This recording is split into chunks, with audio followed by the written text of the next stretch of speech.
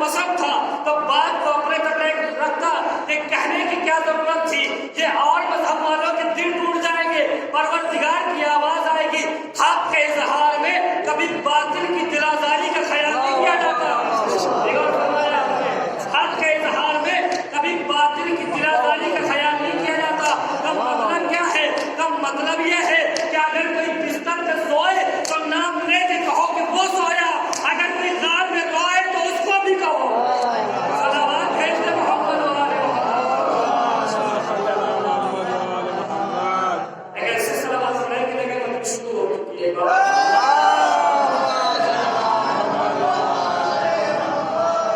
اب یہ اسلام جو اللہ نے پسند کیا، یعنی بہت سی چیزیں سکھاتا ہے۔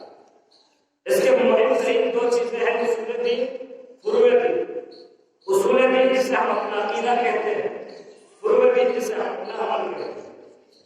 اس سے ہٹ کے اس سے پہلے ایک اور قانون ہم تک آیا ہے اخلاق کا۔ اگر ہمارے پاس اخلاق ہے تو اصول دین بھی ہمارے پاس، فروع دین بھی ہمارے پاس۔ اگر آپ کا اخلاق نہیں اچھا ہے تو لاکھ نمازی ہو، لاکھ روزے دار ہو، لاکھ حاجی ہو، کوئی عمل قبول نہیں۔ اس لیے کہ بد اخلاق لوگوں کو ناراض کرتا ہے، دلوں کو دکھاتا ہے۔ اسلام دلوں کو دکھانا نہیں سکھاتا ہے، اسلام دلوں کو دکھانا نہیں سکھاتا ہے۔ پیغمبر اکرم کی حدیث، پیغمبر نے فرمایا،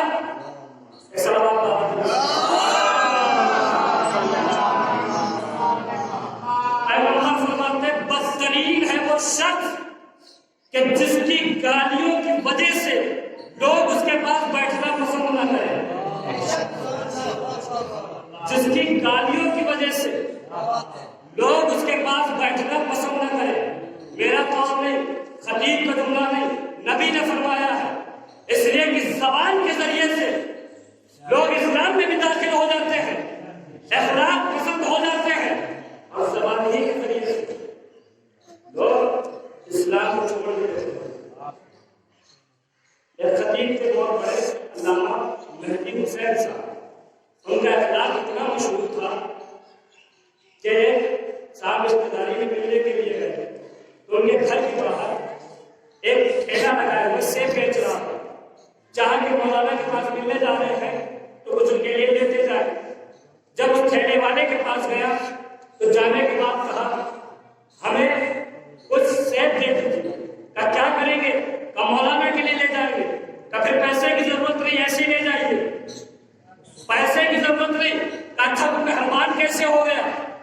اس نے اپنی تفصیل بتائی کہ میں ایک بہت بڑا چور تھا جو اس وقت ٹھیلا لگائے ہوئے ہوں۔ میں بہت بڑا چور تھا، یہ مولانا بہت بڑے خطیب ہیں۔ میں سوچتا تھا کہ دور دور مدرسے پڑھنے جاتے ہیں، اچھا پیسہ ملتا ہوگا۔ ایک دن میں ان کے یہاں چوری کرنے پہنچ گیا، اتفاق سے انہوں نے مجھے پکڑ لیا، جو میں نے چرایا وہ بھی دیا اور اپنی طرف سے بھی دیا، اور دینے کے بعد کہا یہ چوری نہیں ہے، یہ تیرا حق ہے، اس لیے کہ میں تیرے پاس اتنا پیسہ نہیں ہے کہ تو کوئی کاروبار کر سکے، اور فرمایا کوئی کاروبار کر سکے، لہذا یہ بھی لے لے اور میں بھی دے رہا ہوں، مگر آج کے بعد وعدہ کر کے چوری نہیں کرے گا۔ مگر آج کے بعد وعدہ کر کہ چوری نہیں کرے گا۔ اس نے وعدہ کر دیا چوری نہیں کروں گا۔ وہ بھی بڑا خوددار تھا، اس نے پیسے لیے، ٹھیلا خریدا، اسی مولانا کے دروازے پر آ کے اپنا ٹھیلا لگا تھا، بیچنے لگا۔ ان کے شاگرد تھے، یہ ہمارے استاد مولانا کمال عباس خان صاحب نے واقعہ سنایا، بابا صلی اللہ علیہ وسلم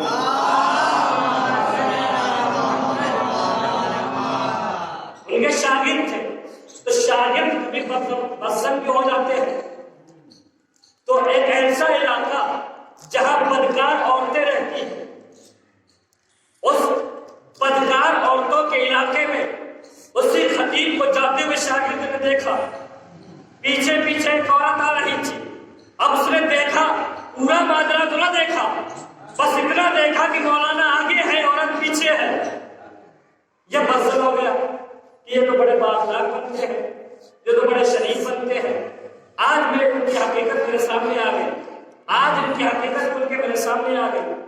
اب یہ برسک کچھ دنوں کے بعد مولانا کا انتقال ہو گیا، جنازہ اٹھا، لے کے چلے، جنازے میں سب تعریفیں کر رہے تھے، بڑے با اخلاق مولانا تھے، بڑے با کردار مولانا تھے، بڑے با شریف مولانا تھے۔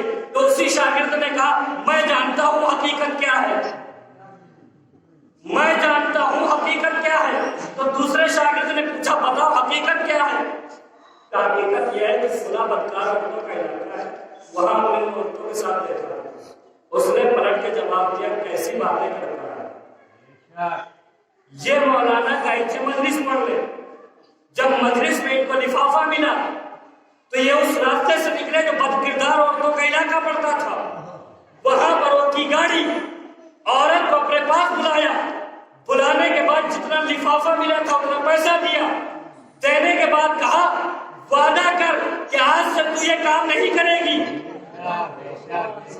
آج سے تو یہ کام نہیں کرے گی۔ اس نے ہاتھوں کو جوڑا کہ آپ کا مذہب کیا ہے؟ مولانا نے کہا مشیانے اہل بیت، یہ پیسہ لے اور وعدہ کر، اگر تو وعدہ کر لے تو میں تیری شادی بھی کرا دوں گا۔ اس نے وعدہ کیا، مولانا نے شادی کرا دی، مولانا نے شادی کرا دی۔ اب وہی شاگرد جس نے مولانا کو عورت کے ساتھ دیکھا تھا، جب زیارت کے لیے کربلا گئے تو وہی عورت نظر آئی، امام حسین کی زیارت کر رہی تھی۔ صلوات بھیجے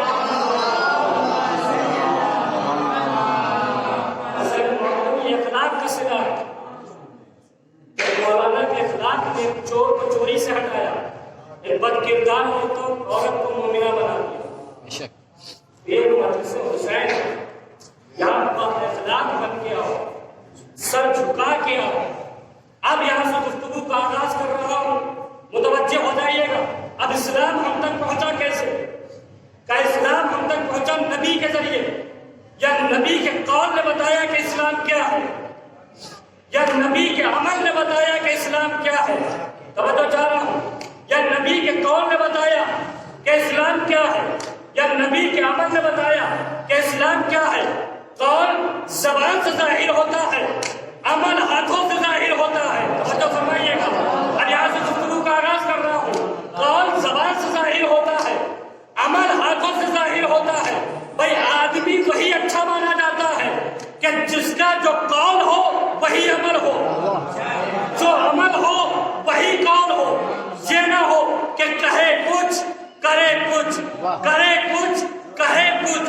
جس کا جو قول ہو وہی عمل ہو، جو عمل ہو وہی قول ہو۔ یقین نہ آئے تو غدیر کے میدان میں دیکھیے، نبی کی زبان پہ بھی علی ہے، نبی کے ہاتھوں پہ بھی علی ہے۔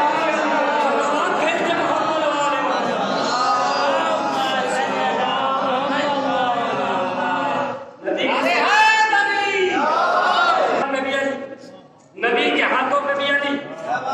دیکھیں میں مجمع کا محتاج نہیں، اس فرش اعظم میں انبیاء آ گئے ہوں گے، فرشتے آ گئے ہوں گے، ملائکہ آ گئے ہوں گے، بس جتنے لوگ بھی ہیں متوجہ ہو کے سن لیں، بات منزل تک پہنچ جائے گی۔ نبی غدیر کے میدان میں نبی کا قول بھی ایک ساتھ، نبی کا عمل بھی ایک ساتھ۔ قول میں بھی علی تھے، عمل میں بھی علی تھے۔ ہم نے کہا نبی کی سیرت پڑھیے، نبی کی تاریخ پڑھیے، توجہ دے رہا ہوں، نبی کی سیرت پڑھیے، نبی کی تاریخ پڑھیے۔ کب نبی آئے 40 سال تک خاموش رہے، 40 سال کے بعد نبوت کا اعلان کیا۔ تو لوگ سمجھے کہ 40 سال بعد نبی ہوئے ہیں، جس کو مسلمان سمجھ رہے ہیں کہ 40 سال بعد نبی ہوئے ہیں، اسی نبی نے کہا میں اس وقت بھی نبی تھا جب آدم ابو گل کے درمیان میں تھے، میں اس وقت بھی نبی تھا جب آدم ابو گل کے درمیان میں تھے۔ وہ بھی کہہ رہا اس وقت بھی نبی تھے، یہ کہہ رہا 40 سال بعد مسلمان ہوئے۔ اور مسلمان اپنی کتاب میں لکھ رہے ہیں۔ اب جہاں بھی یہ لکھا، جہاں بھی یہ لکھا کہ نبی 40 سال کے بعد مسلمان نبوت کا اعلان کیا، وہیں پہ یہ بھی لکھا کہ جب رسول پیدا ہوئے تو دائیں حلیمہ بلائی گئی۔ جب دائیں حلیمہ آئی تو جس گدھے پہ بیٹھ کے آئی وہ گدھا بڑا کمزور تھا۔ ایک بار فرمایا وہ گدھا بڑا کمزور تھا۔ جب دائیں حلیمہ آئی، نبی کو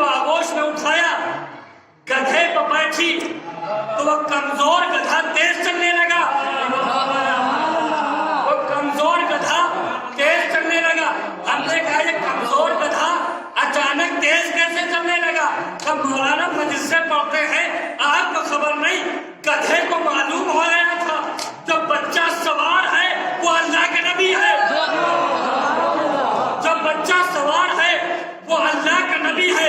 ہم نے کہا بڑے بدقسمت ہو مسلمان, تمہیں 40 سال بعد معلوم ہوا, گدھے کو فوراً معلوم ہوا. صلوات بھیجے محمد والے محمد. گدھے کو فوراً معلوم ہو گیا, مسلمانوں کو 40 سال کے بعد معلوم ہوا کہ یہ اللہ کے نبی. دیکھیے اللہ کے نبی آئے, 40 سال تک امین کہتے رہے, 40 سال تک صادق کہتے رہے, 40 سال تک امانتدار کہتے رہے, لیکن محمد رسول اللہ نہیں کہا. صادق کہتے رہے, امین کہتے رہے, امانتدار کہتے رہے, سچا کہتے رہے, مگر جو صادق کہہ رہے تھے, جملہ لائے گا نہ جائے, جو صادق کہہ رہے تھے, جو امین کہہ رہے تھے, جو امانتدار کہہ رہے تھے, جو سچا کہہ رہے تھے, ابھی تک ان کو کوئی مسلمان کہنے کو تیار نہیں تھا. جو صادق کہہ رہے تھے ان کو بھی کوئی مسلمان کہنے کو تیار نہیں, جو امانتدار کہہ رہے تھے ان کو بھی کوئی مسلمان کہنے کو تیار نہیں. کب مسلمان کب کہیں گے؟ جب محمد رسول اللہ کہیں گے, جب محمد رسول اللہ زبان کو جاری کریں گے تو مسلمان کہلائیں گے. اب مسلمان کہتے تھے حقدار بنیں گے. 40 سال تک نبی خاموش کر رہے کہ علی کا انتظار کریں. علی آ جائے تو نبوت کا اعلان کرو, علی آ جائے تو دین کی تبلیغ کرو, علی آ جائے تو محمد رسول اللہ پہنچاؤ. جملہ بہت آسانی سے کہوں گا, پہنچ گئے تو انشاءاللہ کوئی خاموش نہ بیٹھے گا. علی آ جائے تو نبوت کا اعلان کرو. اللہ نے لوگوں کا عالم کفر میں مر جانا گوارا کیا, مگر علی کے بغیر نبوت پہنچانا گوارا کیا. صلوات بھیج دے محمد والے محمد. اللہ نے علی کے بغیر عالم کفر میں لوگوں کا مر جانا گوارا کیا, مگر محمد رسول اللہ بغیر علی کے علی آ جائے. علی کے آنے کے لیے انتظام کیا کیا؟ کب بے گھر نے اپنے لیے گھر بنوایا, لا مکان نے اپنے لیے مکان بنوایا. جب مکان تیار ہونے لگا ہم نے کہا حضرت انسان ہے مسلمان, یہ بتائیے کیا اللہ کو گھر کی ضرورت ہے جو ابراہیم سے بنوا رہا ہے؟ ضرورت تو نہیں ہے, پھر بھی بنوا رہا ہے. کوئی مقصد ہے, کوئی وجہ ہے, کوئی سبب ہے. جب اللہ کو رہنے کی ضرورت نہیں تو مکان کو بنوا رہا ہے.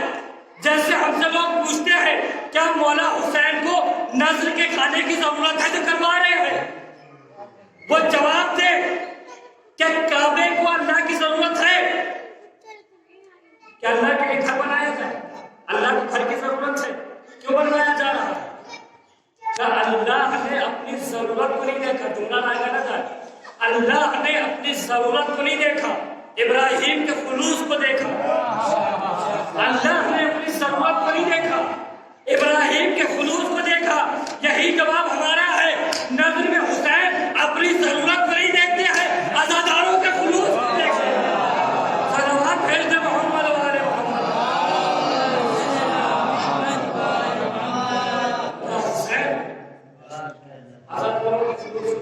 یہ مدرسہ جناب سیدہ کی مدرسہ, خطیب انقلاب علی جناب مولانا عباس ارشاد نقوی کے ایک جملہ یاد آیا.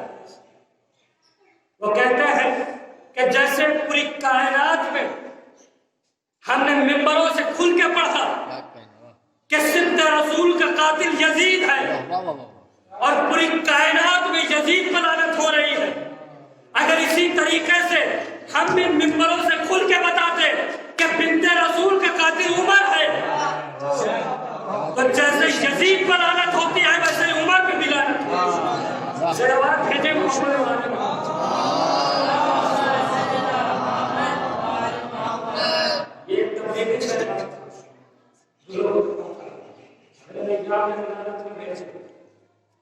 اور لعنت نہ کرے. اگر اللہ بچہ ہے تو سیدہ کا تعلق کرو, ہمارے بچوں کو خاص کرنا ہے. اس ذاکرین تو ایسے ہیں بدماشوں میں نام سے پڑھا جاتا. اب کچھ جگہ ایسی ہوتی کان میں کہہ دیا مولانا سنبھل کے پڑھیے, انہیں کے سنبھلنے کی وجہ سے جو سنی حضرات بتایا جاتا کہ بنت رسول کا قاتل یہ ہے تو وہ بھی لعنت بھیجتے، وہ بھی لعنت کرتے، اس لیے کہ وہ بھی نبی کو چاہتے ہیں۔ لیکن ہم نے بتایا نہیں، بزدلی ہماری ہے، ہم نے ممبر سے بتایا نہیں کھل کے، ہم نے پیغام پہنچایا نہیں۔ اور یہی وجہ ہے، جملہ نہ کہنا جائے، یہی وجہ ہے کہ آج یزید کی طرفداری میں لوگ اتر آئے۔ پاکستان میں رضی اللہ لکھا جا رہا ہے یزید کو، جس نے رسول کو قتل کیا۔ اگر یزید ہی اچھا ہو گیا تو ابلیس نے کیا بگاڑا؟ اگر یزید ہی اچھا ہو گیا تو پھر ابلیس نے کیا بگاڑا ہے؟ آدم کے سجدے کا تو انکار کیا ہے، آدم کے سجدے کا تو انکار کیا ہے۔ آدم کون ہے؟ نبی ہے۔ اگر نبی کے سجدے کا انکار کر دے وہ قیامت تک قابل لعنت، جو فخر آدم کا قاتل بن جائے وہ رضی اللہ کیسے ہو سکتا ہے؟ وہ علیہ السلام کیسے ہو سکتا ہے؟ لیکن جنہوں نے رضی اللہ یزید کو لکھا ان کی حقیقت کھل کے آ گئی کہ وہ کون سے لوگ ہیں، وہ کیسے لوگ ہیں۔ فقیر شام کا ایک دوست تھا جس کا نام تھا مغیرہ۔ توجہ سے سنیے گا، انشاءاللہ بات منزل تک پہنچے گی تو کوئی خاموش نہ بیٹھے۔ سنیے کہ یزید بنا کیسے۔ فقیر شام کا ایک دوست تھا جس کا نام تھا مغیرہ۔ مغیرہ اور فقیر شام میں کچھ بحث ہوئی اور انبن ہوئی، اختلافات پیدا ہوئے۔ مغیرہ نے فقیر شام کو چھوڑ دیا اور اس ڈر سے شہر سے نکل گیا کہ کہیں فقیر شام مجھے قتل نہ کروا دے۔ ایک منزل پہ جانے کے بعد اس نے خط لکھا، خط میں لکھا کہ اے فقیر شام، ہماری تمہاری لڑائی اپنی جگہ، ہمارے تمہارے اختلافات اپنی جگہ، مگر بنی ہاشم کے مقابلے میں ہم دونوں ایک ہی ہیں۔ ہم نہیں چاہتے کہ بنی ہاشم کے مقابلے میں تمہاری شکست ہو، ہم تمہارے ہی ساتھ ہیں۔ وہ جو چاہتا ہوں، مغیرہ نے لکھا، اپنے لڑکے کے ہاتھ فقیر شاہ کے پاس خط بھجوایا اور لڑکے کے ساتھ چند آدمیوں کو بھی بھیجا۔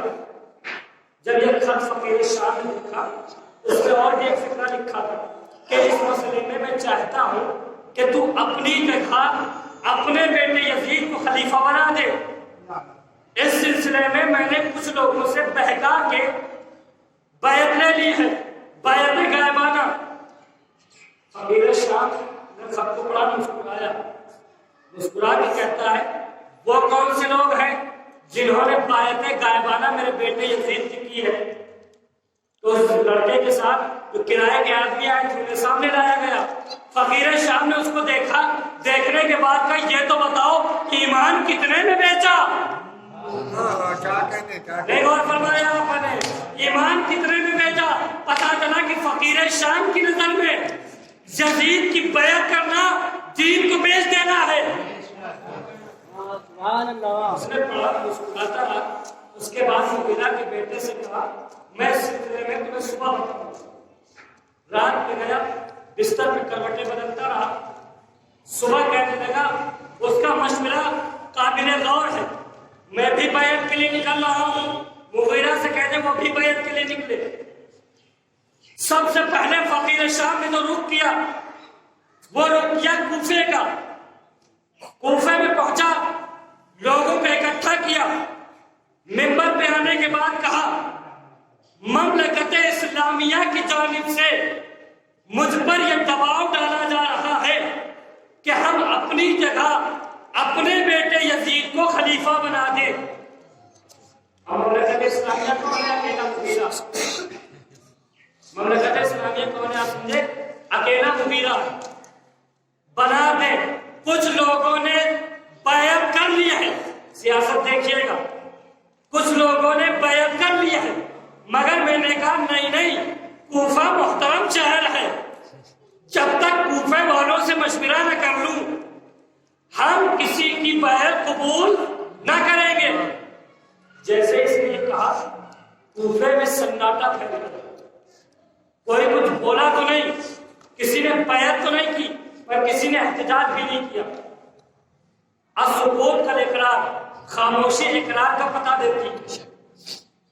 وہ سمجھ گیا کہ یہاں سے بڑا سی اس نے کوفے کے بعد رخ کیا مکے کا۔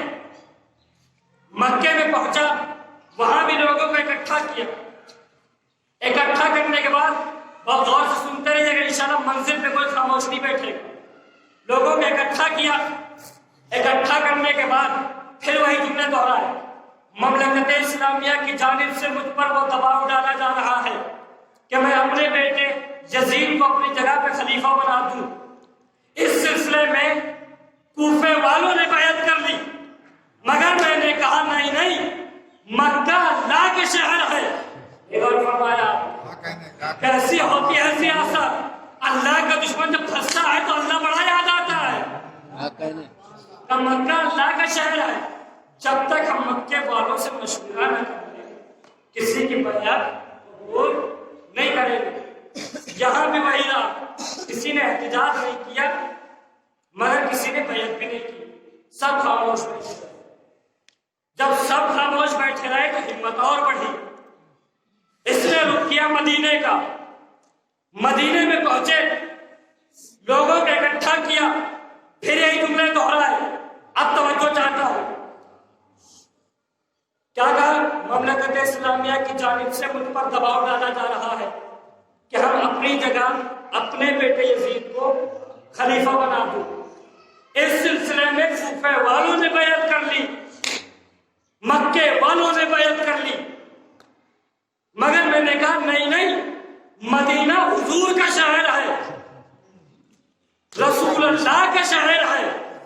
جب تک یہاں والوں سے مشورہ نہ کر لوں کسی کی بیعت قبول نہیں۔ ہائے کیسی ہوتی ہے سیاست، جنہوں نے نبی کو ہجرت کرائی تھی وہی نبی کے وطن کی عزت کی بات کر رہے ہیں، وطن کے احترام کی بات کر رہے ہیں۔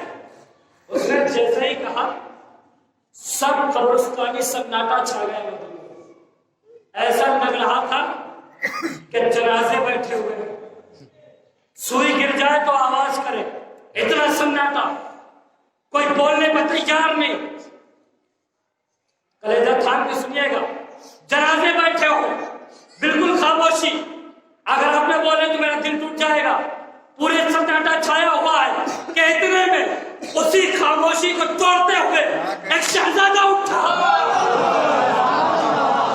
ایک شہزادہ اٹھا، ہمتوں کے شہزادہ، جرأتوں کے شہزادہ، عزت کے شہزادہ، ہمت کا شہزادہ، سخاوت کا شہزادہ۔ اٹھنے کے بعد کیا کہتا ہے؟ اٹھنے کے بعد وہ شہزادہ ایسے بولا کہ جیسے کوئی آقا اپنے ذلیل غلام سے بولے، جیسے آقا کوئی ذلیل غلام سے بولے۔ کیا کہا تو نے؟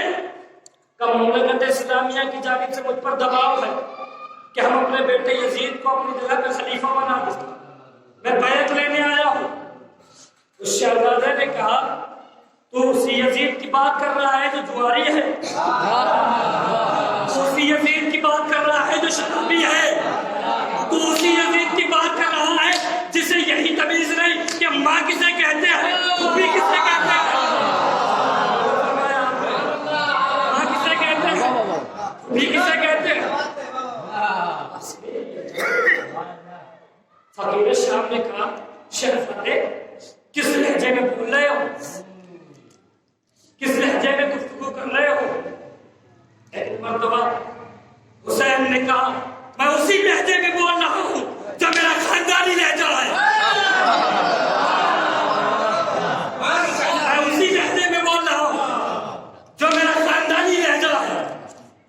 اب اس نے جو یہ لہجہ دیکھا، یہ تیور دیکھے، یہ جرأت دیکھی، یہ ہمت دیکھی، یہ شجاعت دیکھی، اس نے سیاست کا پیترا بدلا، باتیں بدلی، لہجہ بدلا، گفتار بدلی، سیاست بدلی۔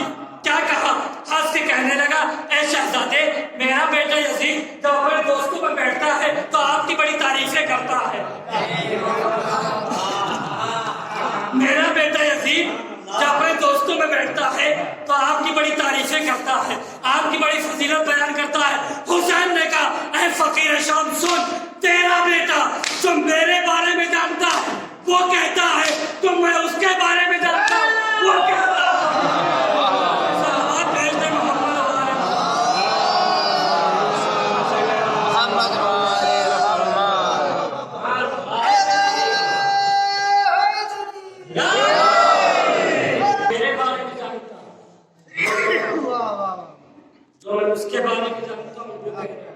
وہ جواری وہ شرابی یزید کتنا بڑا حاکم تھا، کوئی ایسا حاکم پیدا نہیں ہوا، لیکن جس کی حکومت کو اسی حاکم کے گلے میں لعنت بنا کے ڈال دے اس ذات کو حسین کہتے ہیں، اسی کی حکومت کو حسین نے لعنت بنا دی۔ یہ ہے حسین کی، یہ ہے حسین کی۔ عزیزوں، ذاتی تشریف ہے انشاءاللہ جس کو خالی آپ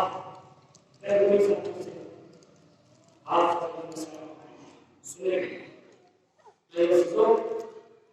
یہ مولا حسین جسے رسول کے قتل چھپایا گیا ہے، جینا ہے تو شان سے جیے، آپ علی کے چاہنے والے ہیں، آپ علی سے عشق کرنے والے ہیں، مسائل میں مگر اگر آنکھوں میں آنسو آ جائے تو عبادت ہوگی۔ 19 رمضان کو جب علی کے سر میں ضربت لگی تو بیٹوں نے اٹھایا کھڑا کہ تو شرف ایک مرتبہ محمد حنفیہ نے طبیب کو بلایا، بہت بڑا طبیب، جب طبیب آیا آنے کے بعد زخم کو دیکھا، دیکھنے کے بعد کہا اے محمد حنفیہ تمہارے بابا اس سقط میں نہیں ہے کہ کچھ گفتگو کرے، مسائل نہیں پڑھنا اور آنکھوں میں آنسو آ گئی عبادت ہوگی، کہ اتنی سخت نہیں ہے کہ کچھ گفتگو کرے کچھ بولے۔ طبیب یہ کہہ کے چلا گیا 20 رمضان، علی نے گھٹنیوں کا سہارا لیا، ٹیک لگا کے بیٹھے، دروازے پہ تھی مسلمانوں کی بھیڑ، محمد حنفیہ کو بلایا، بلانے کے بعد کہا بیٹا جاؤ کہہ دو سلونی سلونی جو چاہے علی سے پوچھ لو۔ آپ کو طبیب نے بولنے سے منع کیا، آپ سے میں بولیے گا نہیں۔ امام نے فرمایا اے بیٹے محمد حنفیہ اس کے پاس دنیاوی جتنا علم طبابت تھا اس نے اس کے اعتماد سے بتایا، مگر میں امام ہوں، میں اللہ کا نور ہوں، لوگوں کو شکوہ نہ رہ جائے کہ علی سے یہ پوچھنا تھا، میں پوچھ رہا تھا، علی سے کہہ دو، جاؤ لوگوں سے کہہ دو کہ علی سے پوچھے۔ لوگ آئے، اسی میں سے ایک شخص آیا جن کا نام ہے حجر بن عدی، علی کا چاہنے والا۔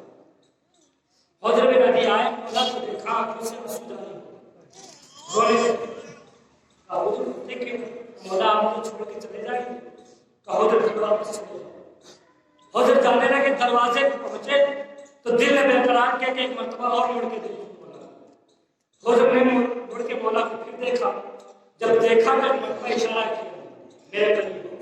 حجر قریب آنے کے بعد علی نے کہا حجر تمہیں ہماری محبت میں قتل کیا جائے، اب کتاب گواہ ہے کہ ہماری محبت میں قتل کیا جائے۔ جیسے ہی علی نے یہ کہا حجر کے چلتے ہوئے آنسو رک گئے، لبوں میں مسکراہٹ آئی۔ آنے کے بعد کا مولا میں یہی تو سننا چاہتا تھا کہ آپ کی محبت میں قتل کرنا، میں یہی تو سننا چاہتا تھا کہ آپ کی محبت میں مارا جاؤں، میں قتل کیا تھا۔ یہ زمانہ گزرا، سال گزرے، بادشاہ سیریا نے، سیریا میں حجر بن عدی کا روضہ بھی موجود ہے، رشالہ دائیں کی زیارت کے لیے آپ حجر بن عدی، سیریا کے بادشاہ نے حجر بن عدی کو بلایا۔ کیوں بلایا؟ کیونکہ ہر گلی ہر چوراہے پر حجر بن عدی ایک ہی نعرہ کرتے تھے، علی کے فضائل پڑھا کرتے تھے۔ حجر بن عدی کو بادشاہ نے بلایا، حجر نے اپنے بیٹے کو دیا اور خود چلے بادشاہ سیریا کے دربار میں پہنچے۔ پہنچنے کے بعد کہا، اس بادشاہ سیریا نے کہا تجھے قتل کر دیا جائے۔ ایک مرتبہ حجر بن عدی نے کہا ہمیں تم قتل کرنا چاہتے ہو، بے شک کا ڈالو کیونکہ علی فرما گئے کہ ہماری محبت میں قتل کیا جائے۔ تو اس بادشاہ نے کہا حجر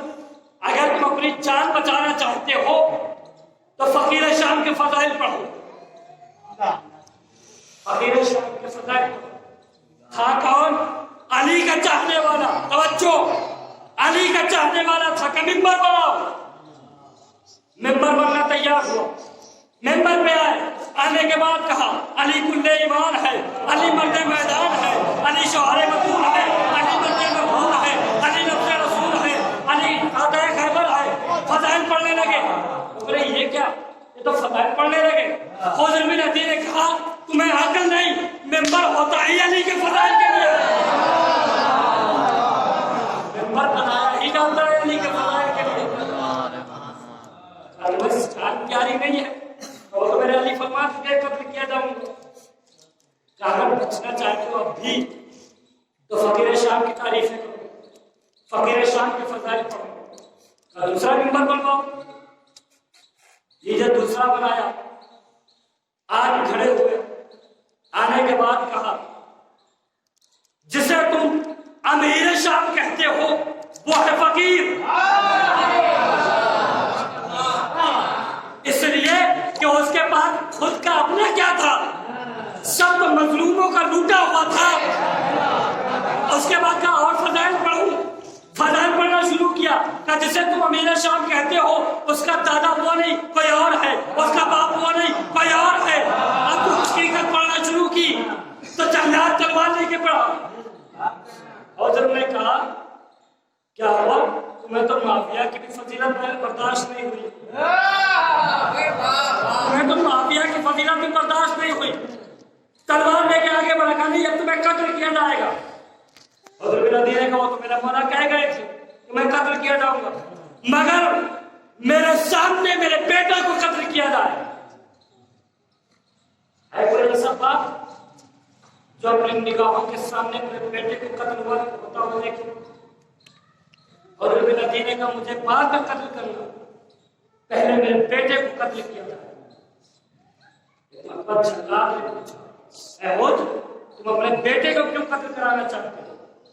تو حضور بن عدی نے کہا یہ امیر شام اور اس کے یہ خلیفہ جو بنے بیٹھے ہیں، تیرا بادشاہ تجھے ڈر ہے کہ کہیں دولت کا لالچ دے کر میرے بیٹے کو تبدیل نہ کر دے، میرے بیٹے کو بدل نہ کر دے۔ اگر میرا بیٹا پیسوں کی لالچ میں بدل گیا، ایمان بیچ دیا، تو قیامت تک میری نسل میں بغض علی کی اولادیں پیدا ہوتی ہیں۔ اس سے بہتر ہے کہ میری آنکھوں کے سامنے میرے بیٹے کو قتل کیا جائے۔ یہ اس کا یہ چاہیے میری آنکھوں کے سامنے ہوتے میرے بیٹے کو قتل کرانا۔ عزیزوں اگر ان میں چار بھی کرائی جائے، انہوں نے اسلام کی آپ آگے حضرت دنیا میں حسین ان کی بات کو سامنے آپ انہوں نے آگئے، آپ کو سامنے آگئے ازاداروں رسول جب اس دنیا سے گئے، وقت وفات رسول قریب پہنچا تو اپنی بیٹی فاطمہ کو بلایا، بلانے کے بعد کہا جاؤ میرے صندوق سے میرا کفن لے جاؤ۔ جب فاطمہ گئی صندوق سے کفن لیا، ایک مرتبہ رسول نے کفن کے 4 ٹکڑے کیے، پہلا ٹکڑا اپنے پاس رکھا، دوسرا ٹکڑا حسن مجتبیٰ کو دیا کہ جب زہر دیا جائے تو تم پہن لینا، تیسرا ٹکڑا علی کو دیا کہ جب نصف رمضان کو ضربت لگے تو تم پہن لینا، چوتھا ٹکڑا جناب سیدہ کو دیا کہ جب چلتا ہوا دروازہ پہلو پر گرایا جائے تو تم پہن لینا۔ یہ زیادہ ٹکڑے کفن میں پڑ گئے، آوازیں بلند ہو گئی، آپ کی آوازوں پر رحمت نازل فرمائے، ہزاروں ٹکڑے نکھٹ کفن نکھٹ ہو گیا، جناب سیدہ کی آنکھوں سے آنسو جاری ہو گئے۔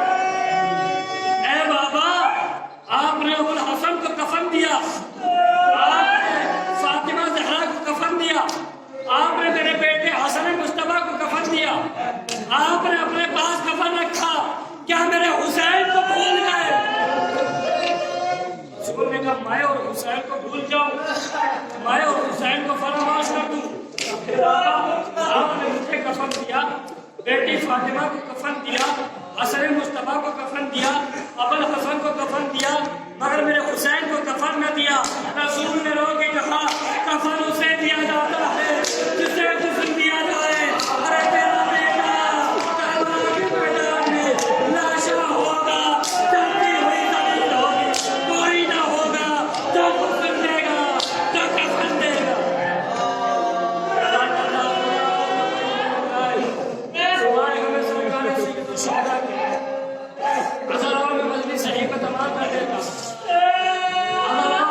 चंद शहादतें इंशाअल्लाह ताकरीर से सुनेंगे आप। रसूल दुनिया से गए, उम्मत ने सताना शुरू किया। कभी ये कहती थी फातिमा से कहो दिन में रोया करें या रात में। कभी सैयदा के दरवाजे पे आग लकड़ियां लेके आ जाती, सैयदा पे दरवाजा गिराया गया, सैयदा की पसलियां टूट गई, आवाज थी फिजा जल्दी आओ मेरा मोहसिन शहीद हो गया।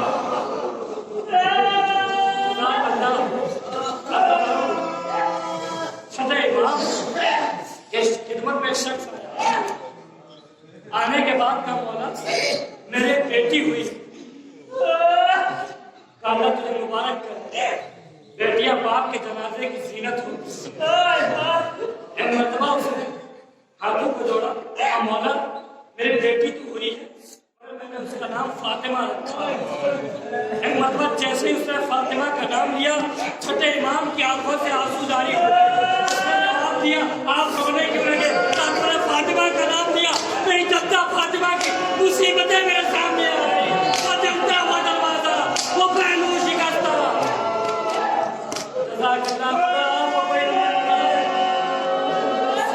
सरकार सैयद शुहदा के अज़ादार मोहम्मद इस्माइल देवबंदी जनाब सैयदा की शहादत पढ़ रहे थे। शहादत पढ़ते पढ़ते उन्होंने पढ़ना शुरू किया कि जनाब ज़ैनब की मुसीबत, फातिमा ज़हरा की मुसीबत की असर।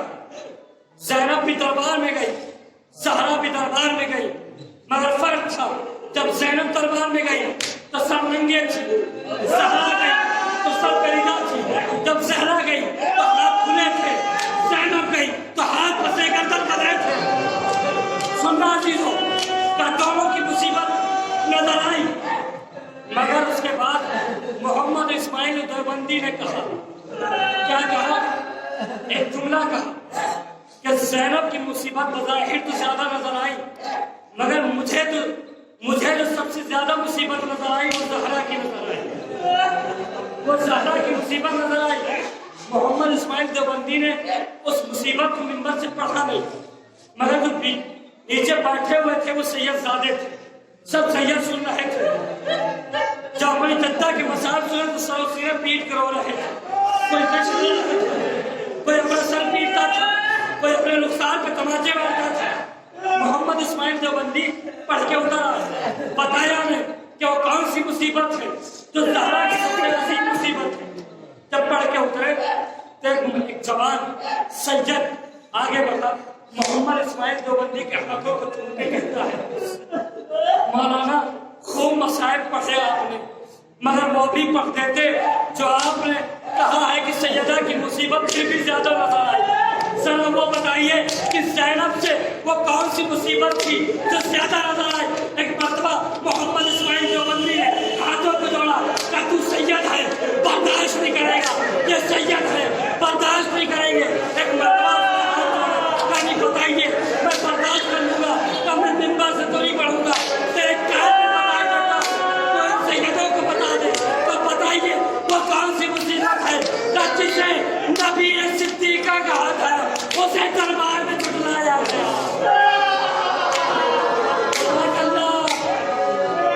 जिसे सिद्दीका कहा था नबी ने, उसे पूरे दरबार में झुटलाया गया। यह मुसीबत क्या कम थी जिसे सच्चा कहा गया, उसे पूरे दरबार में झुटलाया गया। आपकी आवाजें बुलंद है, आप रो रहे हो। सैयदा की शहादत, जब सैयदा शहादत करीब, एक मर्तबा अबू हसन को बुलाया,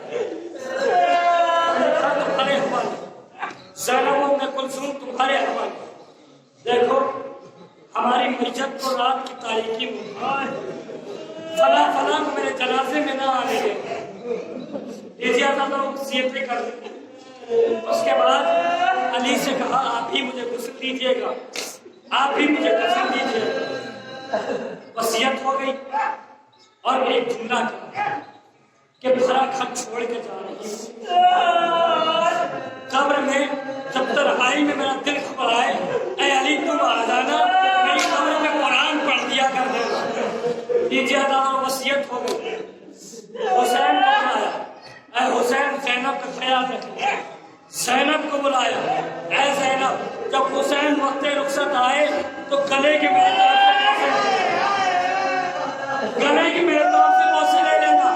زینب نے ہاتھ جوڑے، اے ماں میں حسین کے گلے کے بوسے کیوں لے لوں؟